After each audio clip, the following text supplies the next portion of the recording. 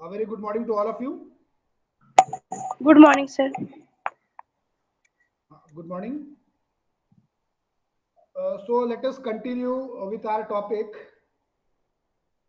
And before moving further, I will just brief out what we have learned earlier or in my previous lectures. So earlier we have done anyhow uh, the scale up processes, then synthetic strategies, importance of synthetic strategies, then process chemistry, its scope, etc. We have done anyhow. And for today's lecture, we will emphasize on uh, the pharmaceutical scale up techniques. So it is also a very important topic, and here we will look into how the scale up techniques or the scale up processes are anyhow be implemented in pharmaceutical industries and how they are useful. So I also discussed the various steps involved in the scale up techniques that are used in the pharmaceutical industries, as well as we do look into various uh, its advantages as well as limitations wherever applicable.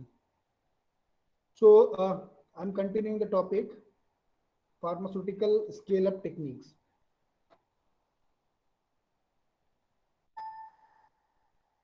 So we do know what is a scale up technique is.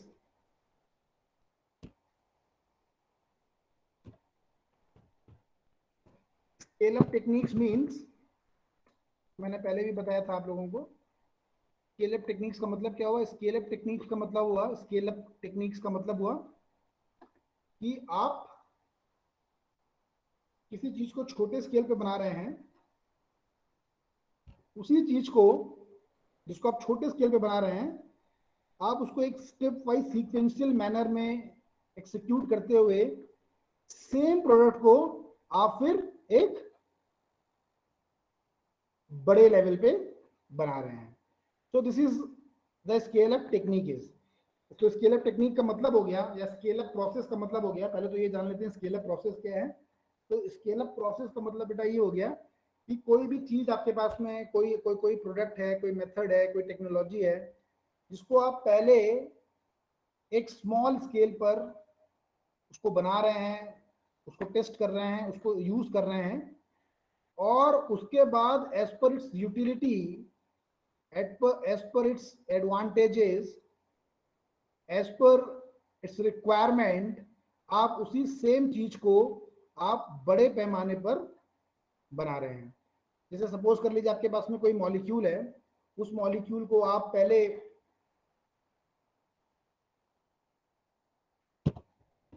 Lab में बना रहे हैं, lab में synthesise कर रहे हैं, और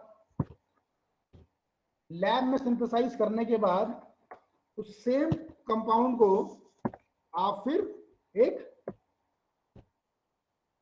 pilot plant scale पे या इंटरमीडिएट स्केल पे, या फिर उसको आप फिर लार्ज स्केल पर उसको आप प्रोड्यूस कर रहे हैं. तो इसी तरह स्केल अप प्रोसेस, कोई भी चीज आप पहले छोटे पैमाने पे बना रहे हैं, और छोटे पैमाने पे बनाने के बाद में आप उसी चीज को फिर एक बड़े पैमाने पे बना रहे हैं. So this is known as scale up process और a scale up technique.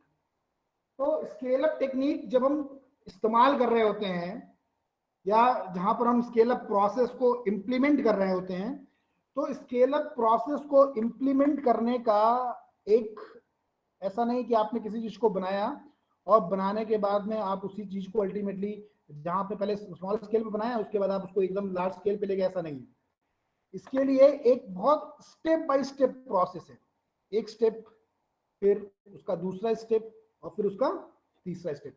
So there is a continuous sequential steps are involved which are used in the scale up process or scale up techniques, or these process are sequentially be used in a very purposeful manner, one by one in the pharmaceutical industry, to increase the productivity of a process, to increase the production, to increase the yield, whatever as per their requirement. तो हम लोग देखते हैं अब कि हम लोग scale up को अगर हमको करना है तो हम स्केल अप प्रोसेस का इस्तेमाल स्टेप बाय स्टेप कैसे करेंगे।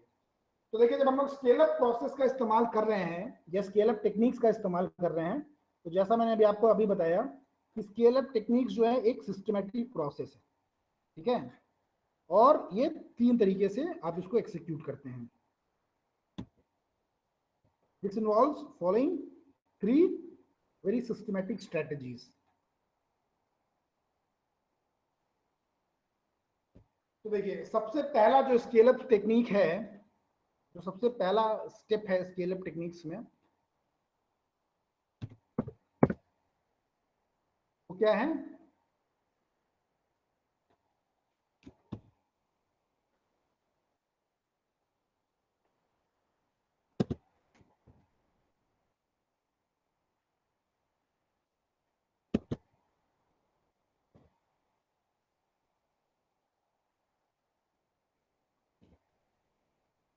वो है bench scale. This is the first step. Bench scale के बाद में आपके पास में आता है एक इंटरमीडिएट स्टेट, जिसको हम बोलते हैं pilot plant. Pilot plant scale और pilot plant scaling. Then pilot plant scaling के बाद में आपके पास में जो नेक्स्ट आता है वो है आपके पास में लार्ज स्केल। आपको दिखाई दे रहा है? मैं जो टाइप कर रहा हूं, जो दिखा रहा हूं, स्क्रीन दिख रही है आप लोगों को?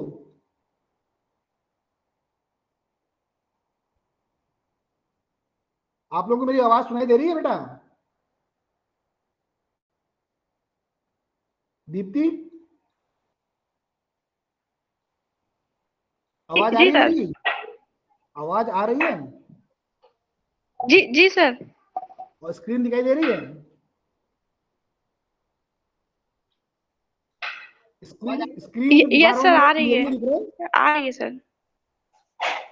ठीक, तो जी सर। हाँ ठीक है बेटा। तो एनी हाउ,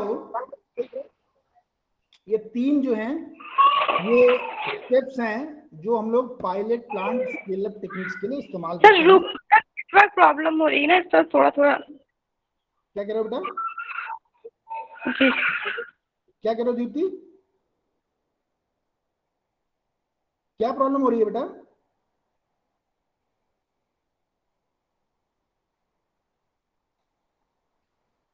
सर, थोड़ा नेटवर्क प्रॉब्लम हो रही है सर, इस अच्छा वजह से साफ नहीं दिख रहे। अच्छा, ठीक है। अब मेरी तरफ से तो नेट पूरा आ रहा है। आप एक बार ऐसा कर लीजिए, उसको लॉग आउट करके लॉग इन करिए तो आपको दिखाई देगा और क्लियर। जी जी जी sir.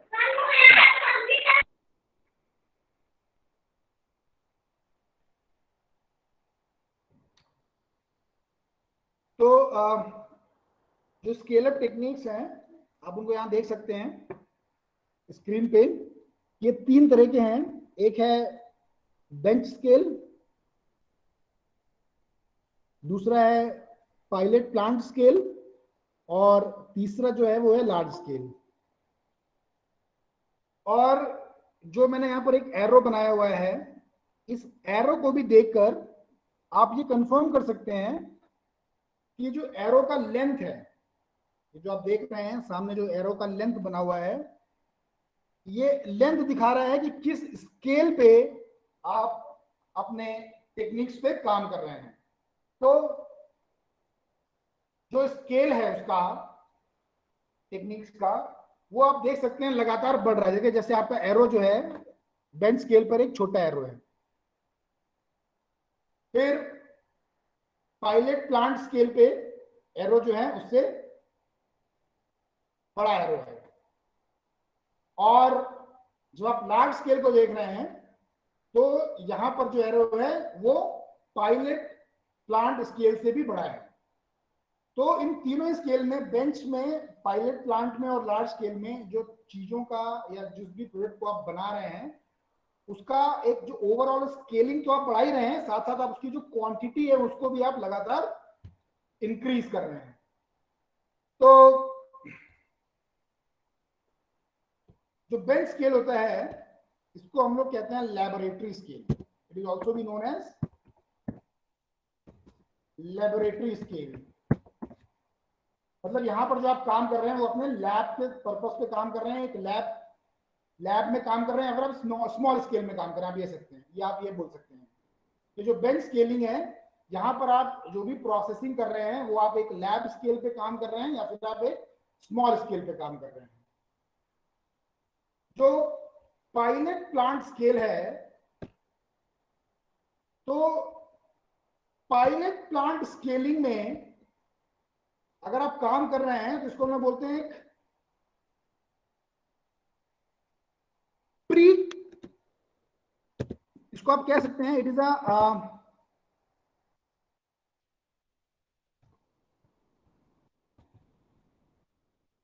intermediate scale,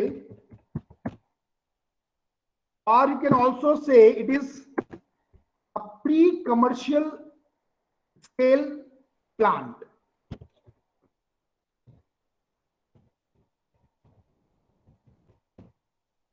Pre-commercial scaling कह सकते हैं आप इसको, इंटरमीडिएट स्केलिंग कह सकते हैं आप इसको, प्री कमर्शियल स्केलिंग भी कह सकते हैं। जो लार्ज स्केल आता है आपके पास में, ये जो लार्ज स्केल है, this large scale is also be known as industrial scale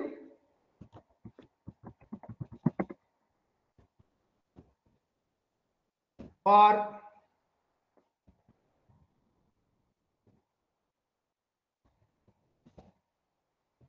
commercial scale. तो ये जो तीन अलग अलग तरीके से, these are the steps how whatever the molecule is which is previously produced at a small scale or at a bench scale or at a lab scale, how this molecule is exposed to the different steps so that the same molecule or the same compound can be produced efficiently and effectively at a large scale without any compromise in its quantity, as well as very important thing is the quality. So let us discuss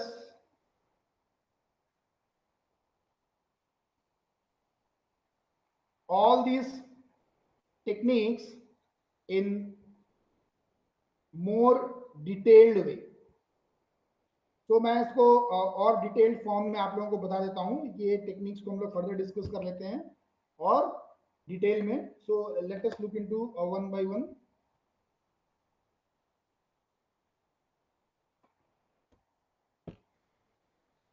सबसे पहले we will look into the bench scale.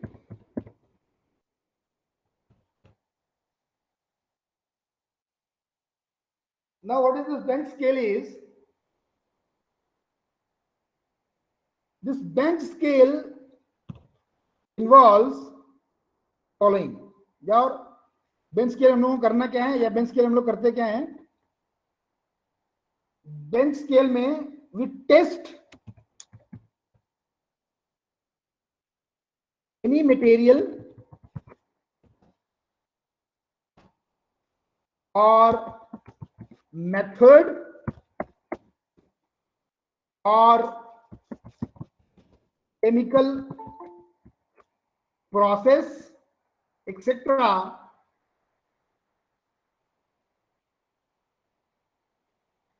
etc. on small scale. Now, all these testing of material or testing of methods involved in the production of any chemical or a molecule, as well as the various chemical processes which are involved in production of any chemical compound, all are done only on small scale. So in the bench scale, we do ultimately this type of thing, or this is the strategy which we have to follow. Now, ये जो हम लोग testing कर रहे हैं किसी material की और किसी मेथड की या किसी केमिकल प्रोसेस की एक स्मॉल स्केल पे, तो ये जो टेस्टिंग है, this testing can also be done not only on a small scale, but this is also be done on a laboratory scale also. This testing can be done in a laboratory scale also, where the lab is equipped with all the facilities that are used for testing of the desired product or the method whatsoever is the involved. Now the quantity, अगर हम quantity की बात करें bench scale पे, तो मैंने आपसे बताया बेंच स्केल जो है वो स्मॉल स्केल पे काम करता है, या कभी कभी बेंच स्केल एक लैबोरेटरी स्केल पे भी काम करता है, जो लैबोरेटरी बहुत वेल इक्विप्ड लैबोरेटरी है तो वहां पर भी वो काम करेगा. Then what does bench scale do in terms of quantity? हम कितनी क्वांटिटी को bench scale पे यूज कर सकते हैं. So anyhow,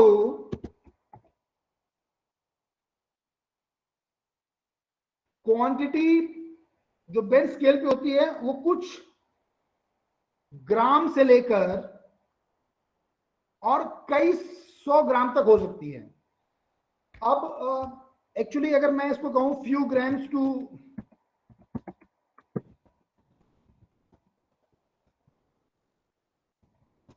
फ्यू 100 ग्राम्स की अगर क्वांटिटी हम लोग यहां पर हैंडल कर रहे हैं तो ये सही है, लेकिन ये कोई जरूरी नहीं है कि सिर्फ इतनी ही क्वांटिटी को हम लोग यहां पर यूज करें. कई जगह पे या कई अलग अलग लेबोरेटरी में जिनके पास में अच्छी फैसिलिटी है या जहां पर स्मॉल स्केल टेस्टिंग हो रही है, वहां पर 1 केजी से लेकर 20 केजी तक मटेरियल को टेस्टिंग के पर्पस पे यूज किया जा सकता है. लेकिन ये डिपेंड करता है कि हम किस स्केल पे अपनी बेंच प्रोसेस को इंड्यूस कर रहे हैं, किस स्केल पे अपनी बेंच प्रोसेस को लगा रहे हैं. तो भाई ये चीज तो यहां क्लियर हो गई. देखिए कि हमारा बेंच स्केल का मतलब क्या है और हम उसको अल्टीमेटली कितने स्केल पे लगा रहे हैं, कितनी क्वांटिटी पे लगा रहे हैं. अब इस बेंच स्केल का ऑब्जेक्टिव क्या है?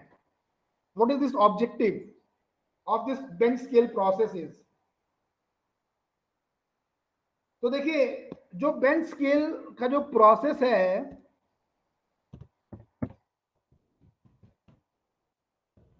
इसका ऑब्जेक्टिव डिपेंडिंग आप वो प्रोसेस किस चीज के लिए लगा रहे हैं, आप किस तरह के मटेरियल को टेस्ट कर रहे हैं, आप किस तरह के प्रोसेस को टेस्ट कर रहे हैं, उसके हिसाब से इसका जो ऑब्जेक्टिव है वो आप नैरो भी हो सकता है और ब्रॉड भी हो सकता है. तो इसका एक ऑब्जेक्टिव जो है बेंच स्केल का, वो ये हो सकता है to know the outcome of a process. तो भी प्रोसेस आप लगा रहे हैं,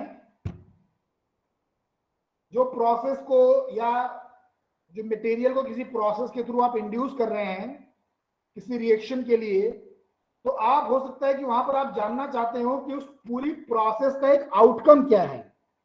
तो ये एक प्रोमिनेंट ऑब्जेक्टिव है इसका बेंच स्केल प्रोसेस का, क्योंकि हम यहां पर किसी छोटे स्केल पे किसी प्रोसेस के किसी मॉलिक्यूल को बना रहे हैं या किसी केमिकल कंपाउंड को बना रहे हैं, तो हम लोग यहाँ ये जानना चाह रहे हैं कि इस पर्टिकुलर प्रोसेस का आउटकम क्या है, हमें क्या चीज मिलने वाली है इससे। दूसरा इसका जो ऑब्जेक्टिव है वो है उस प्रोसेस की सेफ्टी को टेस्ट करना। सेफ्टी और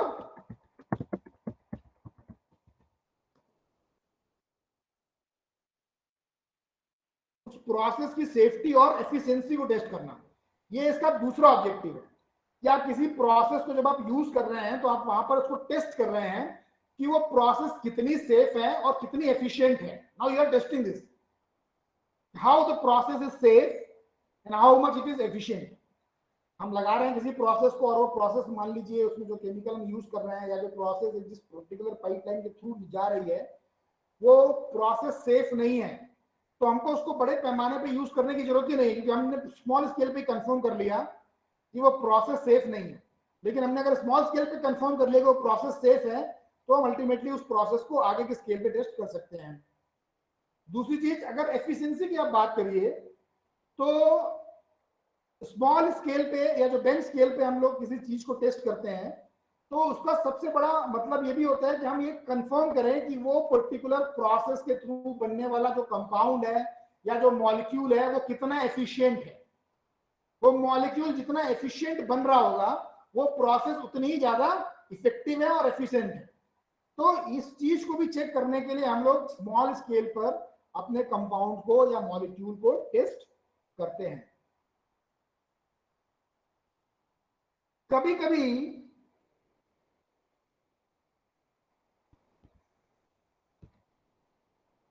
बेंच स्केल का यूज कुछ प्रोसेस चैलेंज को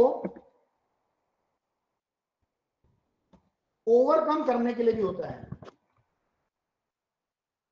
सपोज कर लीजिए आप कोई प्रोसेस यूज कर रहे हैं और उस प्रोसेस में कुछ चैलेंजेस आ रहे हैं, तो हम उसी टाइम पर उस पर्टिकुलर प्रोसेस को किसी दूसरे तरीके से टेस्ट कर सकते हैं कि स्मॉल स्केल पे कि हम जिस चैलेंजेस को जो चैलेंजेस हमारे केमिकल कंपाउंड को बनाने के लिए या केमिकल्स को बनाने के लिए आ रहा हो, हम उन चैलेंज को किस तरीके से रूल ऑफ करें या उन चैलेंज को किस तरह से ओवरकम करें।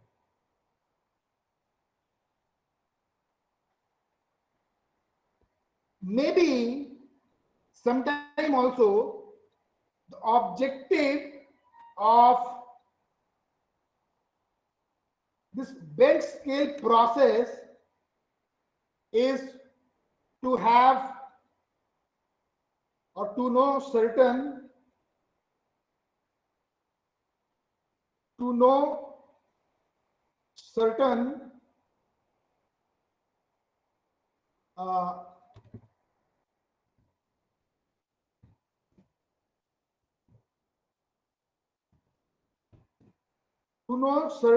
research outcome. Now, what this research outcome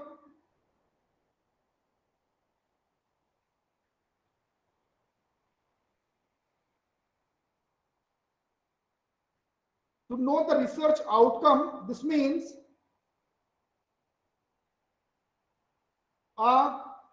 sometime while testing any method,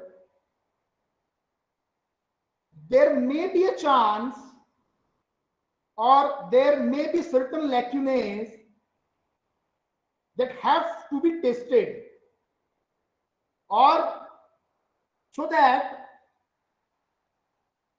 these lacunae can be overcome, to have a technique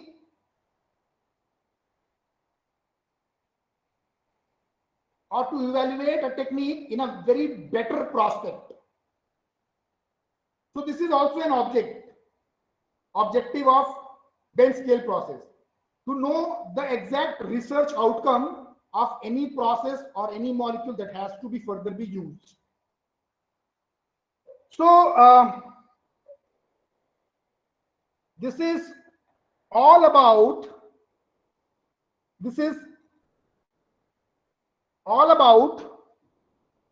regarding the bench scale. तो देखिए हमने बेंच स्केल में यहां पर इस चीज को कंफर्म कर लिया है बेटा कि बेंच स्केल क्या है, कितना हम क्वांटिटी इस्तेमाल कर रहे हैं, उसकी जरूरत क्या है और उसकी ऑब्जेक्टिव्स क्या है. बेंच स्केल के बाद में जो हमारा नेक्स्ट स्केल अप प्रोसेस होता है, it is pilot plant scale. मेरी आवाज आ रही है आप लोगों तक? यस सर, आ रही है. पायलट प्लांट स्केल, ये पायलट प्लांट स्केल जो है ये आप लोगों ने बी फॉर्म में भी पढ़ा होगा, आई होप. रोबोटिक्स में पढ़ा है आप लोगों ने? पढ़ा है पायलट प्लांट स्केल? अरे भाई पढ़ा है या नहीं पढ़ा है बेटा, हाँ या ना?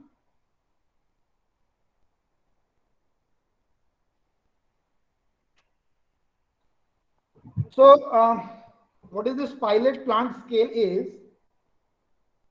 पायलट प्लांट स्केल जो है, जैसा कि मैंने अभी स्टार्टिंग में भी बताया आप लोगों को, it is a pre commercial process. What it is? Pilot plant क्या है? एक तरह का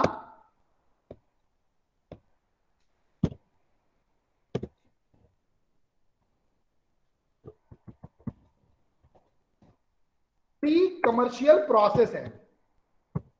अब प्री कमर्शियल प्रोसेस क्या होता है, कोई बताएगा? Yes, inform. कोई बताएगा मुझे, कोई प्री कमर्शियल प्रोसेस क्या होता है? कोई आइडिया?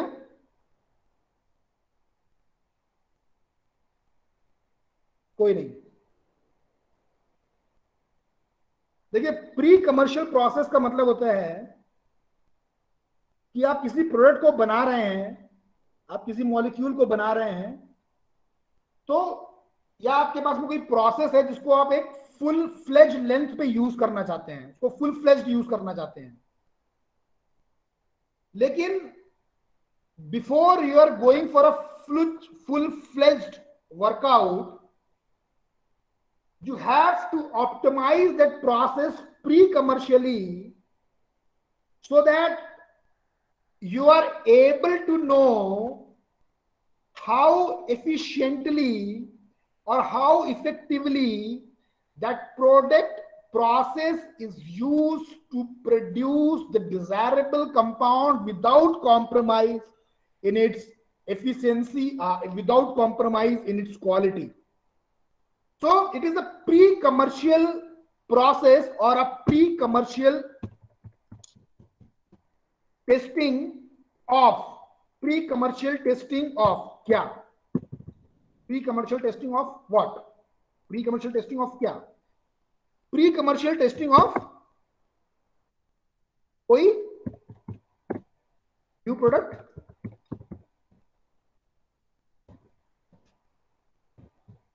या फिर कोई नई टेक्निक,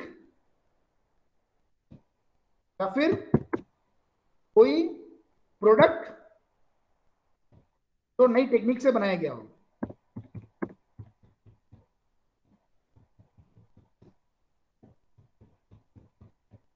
ठीक है. तो पायलट प्लांट स्केल क्या हो गया? जो पायलट प्लांट स्केल है, it is the pre commercial process और it is a pre commercial testing of कोई नया प्रोडक्ट। पहली चीज, कोई नई टेक्निक। दूसरी चीज, कोई नई टेक्निक पे बनाया गया प्रोडक्ट। देखिए तीनों चीजें अलग हैं, ये तीनों ही चीजें अलग हैं। तो ये है क्या, इसको देखिए हम लोग देखते हैं कि जो पायलट प्लांट है उसका जो बेसिक ऑब्जेक्टिव है, जो इसका मेन ऑब्जेक्टिव है, वो सिंपल यही है कि हमको प्री कमर्शियल टेस्ट करना है, कमर्शियल यूज से पहले अपनी प्रोसेस को टेस्ट करना है, या फिर अपने नए प्रोडक्ट को टेस्ट करना है, जो नया प्रोडक्ट हम लोग बना रहे हैं,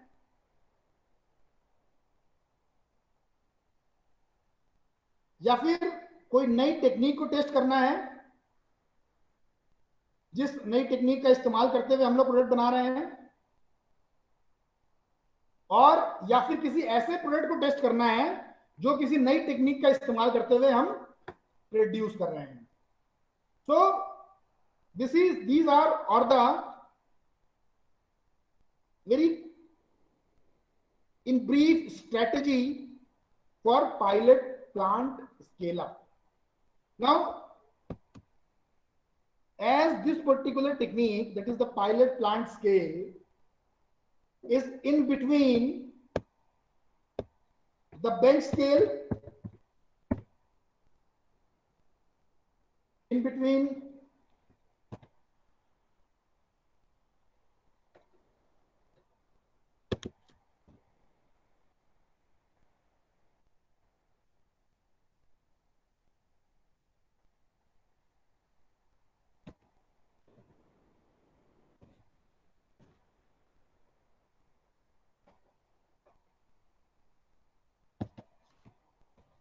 the bench scale and large scale. So because of this is also be known as, sometimes this is also be known as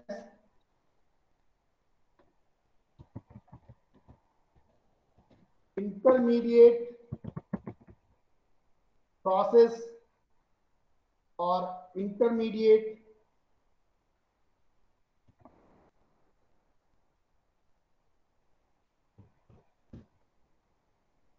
scale up technique. कभी कभी इसको इंटरमीडिएट स्केल अप टेक्निक भी कहते हैं, क्योंकि ये जो टेक्निक है ये बेंच प्रोसेस और लार्ज स्केल के बीच में आती है। Now what are the objectives of this particular process? So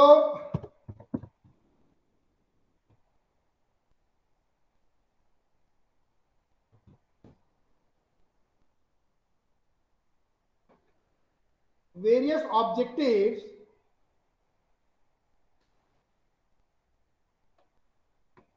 for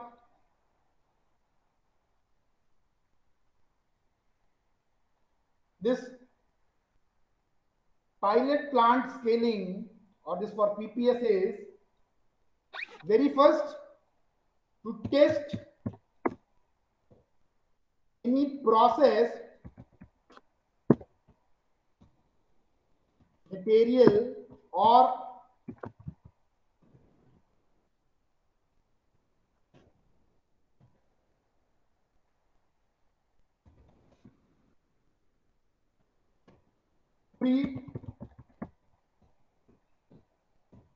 pre commercially।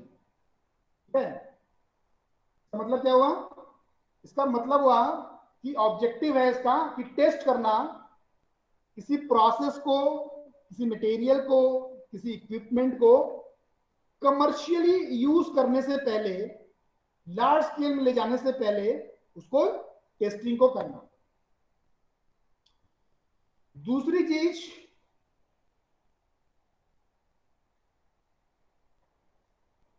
To study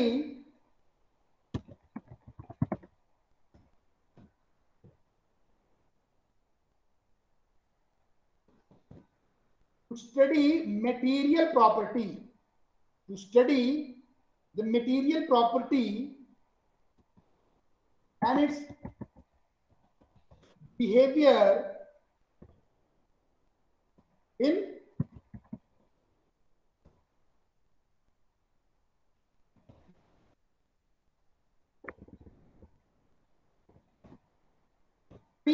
large scale. Material property की टेस्टिंग करना लार्ज स्केल पे लगाने से पहले। अब क्योंकि हम लोग जब पायलट प्लांट पे लगा रहे हैं, तो पायलट प्लांट पे ऐसा नहीं कि भाई 10 किलो सामान लगा रहे हैं या 5 किलो अपना मटेरियल लगा रहे हैं या कोई ऐसा इक्विपमेंट लगा, छोटा इक्विपमेंट का यूज कर रहे हैं, नहीं नहीं। जब हम पायलट प्लांट स्केलिंग कर रहे हैं तो ये भी एक तरह से फुल फ्लेज्ड टेक्निक है, जिसका पर्पस है कि जो भी मटेरियल प्रॉपर्टी है उसके बिहेवियर को सही तरीके से स्टडी किया जाए, ताकि जब हम उस चीज को लार्ज स्केल पे प्रोड्यूस करें तो उससे पहले ही हमको ये कंफर्म हो जाए कि अगर कहीं पर कोई लेक्यूने बन रहा है, कहीं पर कोई इसके ड्रॉबैक्स हैं उसके, तो वो ड्रॉबैक्स हम अभी से उसको रूल आउट कर पाए, हमें मालूम हो, ताकि हम उन ड्रॉबैक्स को, उन चैलेंजेस को हम समाप्त कर पाए। तो जैसे मान लीजिए यहां पर मैं एग्जांपल दूं आपको, आप लोगों ने एक यूनिट ऑपरेशन का प्रोसेस पढ़ा होगा, साइज रिडक्शन, और एक और प्रोसेस आपने पढ़ा होगा मिक्सिंग, ठीक है। तो साइज रिडक्शन और मिक्सिंग को अगर मैं तुमको एग्जाम्पलीफाई करूं, तो ऐसा कंपाउंड का साइज रिडक्शन करना कंपैरेटिवली बहुत कठिन होता है जो कंपाउंड गीला हो या जिसके अंदर नेचुरली ह्यूमिडिटी ज्यादा हो और वो चिपचिपा हो, उसको साइज रिडक्शन करना उसको बहुत कठिन होता है। लाइकवाइज जहां पर आप होमोजेनाइजेशन कर रहे हैं, मिक्सिंग कर रहे हैं, वहां पर भी, या जहां पर आप स्टरिंग कर रहे हैं किसी विस्कस प्रोडक्ट की या किसी ऐसे प्रोडक्ट की जिसकी डेंसिटी ज्यादा है या प्रोडक्ट आपका बहुत विस्कस है, अगर आप उसको मिक्स कर रहे हैं या उसको आप मिला रहे हैं, तो यहां पर एक बहुत बड़ी प्रॉब्लम आती है, वो आती है होमोजेनाइजेशन की, और उसके साथ साथ हीट के डेसिपेशन की, ट्रांसफर की। तो ये स्मॉल स्केल पे तो हम इसको, अगर हम इसको लैब में करेंगे या बेंच स्केल पे करेंगे तो हमारे लिए उतना प्रॉब्लम नहीं आएगा। आप अगर कुछ 1 ग्राम मटेरियल ले रहे हैं, उसको पीस रहे हैं, तो कोई प्रॉब्लम नहीं है। 5 ग्राम ले लिया, 10 ग्राम ले लिया, पीस लिया, 100 ग्राम ले लिया, कोई प्रॉब्लम नहीं, आप कर सकते हैं। लेकिन आप उसको जब 5 किलो पे करेंगे तो वहां पर उसकी जो मटेरियल प्रॉपर्टी है वो चेंज होने लगेगी, वो लीनियर नहीं रहती है। क्वांटिटी के साथ साथ जो मटेरियल प्रॉपर्टी वो कभी भी लीनियर नहीं रहती है, वो जनरली चेंज होती है। और जैसे जैसे आप उसकी क्वांटिटी बढ़ाते चले जाएंगे, उस तरीके से जो उसकी मटेरियल प्रॉपर्टी है, अगर उसमें कहीं कुछ प्रॉब्लम होगा तो वो प्रॉब्लम भी बढ़ता जाएगा। एकदम ये जो रेशियो है, ये जो प्रॉपर्टी, जो मटेरियल प्रॉपर्टी है, ये कभी समान नहीं रहेगी और ये प्रॉब्लम जनरली बढ़ेगा। तो अगर कोई प्रॉब्लम बढ़ रहा है तो उस प्रॉब्लम को हम किस तरीके से प्री ऑप्टिमाइज कर लें पायलट प्लांट स्केल पे, उस मटेरियल प्रॉपर्टी को या उस प्रॉब्लमेटिक मटेरियल प्रॉपर्टी को हम किस तरह से ऑप्टिमाइज कर लें, ताकि जब हम इस पर्टिकुलर प्रोसेस को लार्ज स्केल में इस्तेमाल करें तो हमें उससे किसी तरह की कोई परेशानी नहीं हो। Now one more objective, I have also discussed this objective earlier also in the bench scale as well as is the sometime this can also be done to gain knowledge or to do certain research related work, certain research related work. Now sometime this particular or the objective of this pilot plant scaling is also to test certain protocols test certain production or certain synthetic protocols for their optimization. So this can also be an objective to get the things bit more clear before we will move for further commercial process or further large scale process. Now,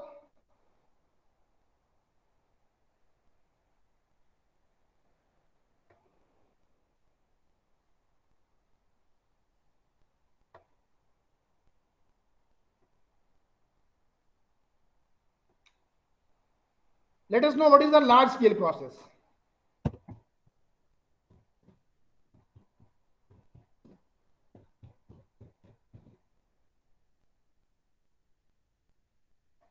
Now, large scale process, as its name signifies, this itself indicates the process which is running its almost full efficiency to meet the commercial expectations. तो जो large scale process है, it is a full fledged process, commercial process, जिसका purpose जो है, जिसका उद्देश्य जो है वो है कि जो भी प्रोसेस हम पहले से टेस्ट कर चुके हैं, अब हम उसको एक कमर्शियल प्लांट के तौर पे इंडस्ट्रियली उन प्रोसेस को हम रन करें, जिससे जो भी आप कमर्शियल प्रोडक्ट बनाना चाह रहे हैं, आप उस कमर्शियल प्रोडक्ट को सिंथेसाइज कर पाए या फिर प्रोड्यूस कर पाए।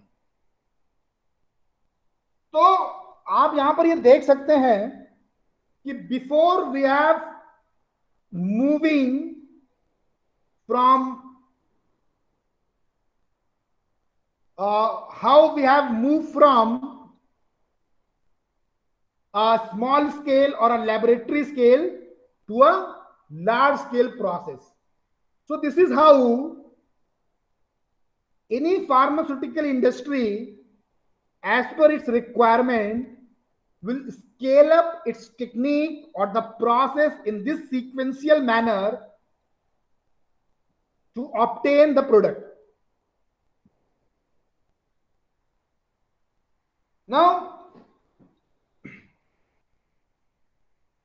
जब हम लार्ज स्केल की तरफ चलते हैं, या जब हम एक फुल फ्लेज्ड कमर्शियल स्केल पे किसी प्रोडक्ट को बना रहे होते हैं, तो यहां पर कमर्शियल स्केल पे